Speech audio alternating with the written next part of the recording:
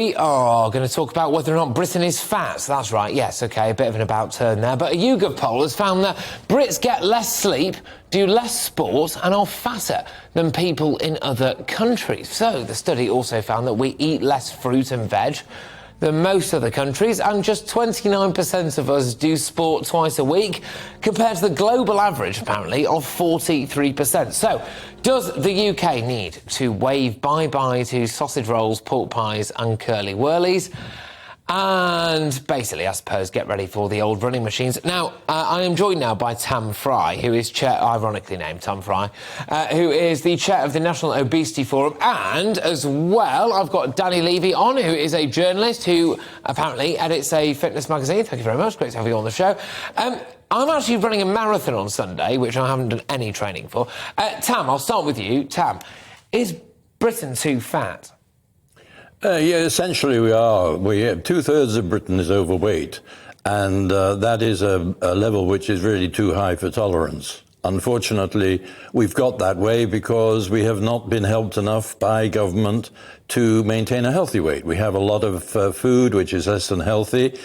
We are bombarded all the time by advertising and companies selling, again, less than healthy food, and the temptation is so great. Danny, I'll bring you in. Danny Levy, thank you very much. Do we need the government to tell us that apples are good and Big Macs are bad? No, we absolutely don't. I think there's an abundance of information out there. It's not rocket science. It is very disappointing that there are talks of scrapping the sugar tax now. I mean, that is a huge move backwards, and to claim that that's helping to support low-income families is absurd. It is not expensive to eat well. It's not expensive to eat healthily. And I think that we all know what healthy food is. Come on. Yeah, Tam, I mean, you know, do you really need Jamie Oliver to go and ruin school dinners? We've been told for 25 years about food. I use the word told rather than nannied.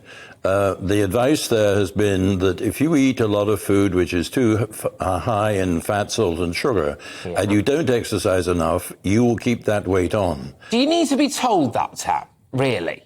It's education. Everybody needs education. What I would hope is that children, because that's the future of the country, will be properly taught in school about lifestyle, what to eat and how much exercise to take, and leave them with a message which goes all the way through their lifetime.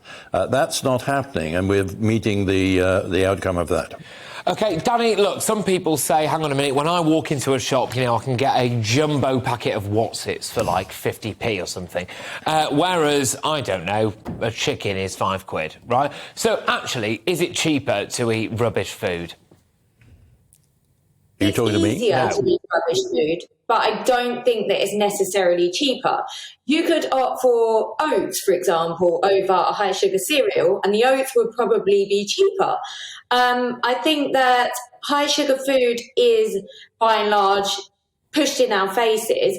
But are we Well, on that, sorry, Danny, sorry to interrupt, Danny, but it's a really good point, actually. And to be fair on Tam, he does make a good point. And it's about advertising, right? And I suppose it's a difficult one, isn't it? Because we want a free market and we want capitalism, I suppose, broadly speaking. So therefore, people have to advertise, right? That's how you sell a product. But at the same time, if you're advertising things that are bad for us, then maybe people are susceptible to that. Do you think that things like, you know, fast food adverts should be banned, Danny?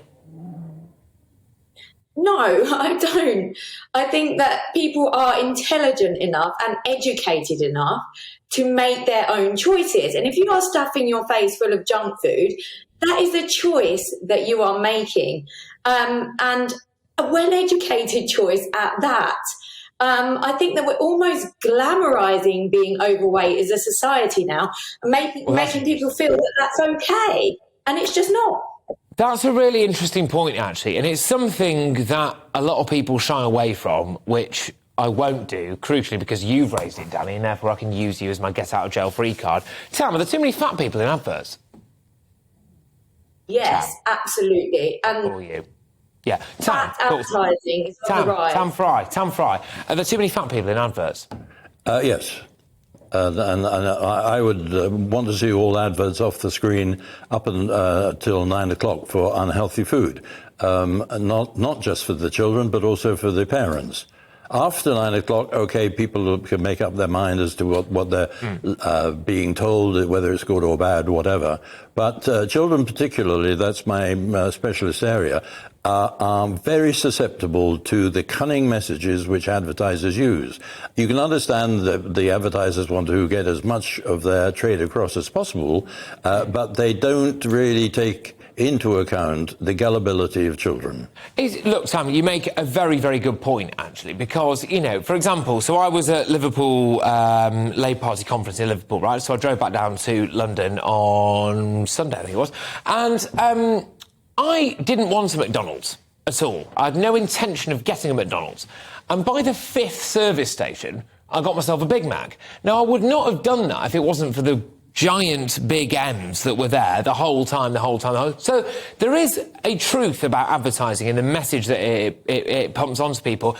Danny, can I ask, why is Britain or Brits especially unhealthy? I mean, when we go abroad, right, we don't seem to be any healthier than anybody else for some reason. Why is that?